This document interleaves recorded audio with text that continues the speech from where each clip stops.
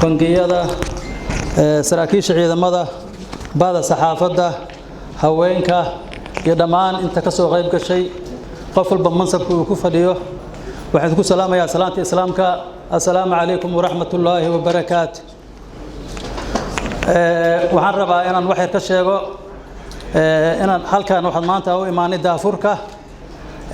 bangi caalamiya oo laga hirgelinayo magaalada Beledweyne ee gobolka Hiiraan bangigaas oo la yiraahdo IBS ama International Bank of Somalia waxaan idinka mahad celinayaa mar labaad ka soo qaybgalkiina si sharafta leh oo noo ajiibteen codsigeennii marka qaybaha kala duwan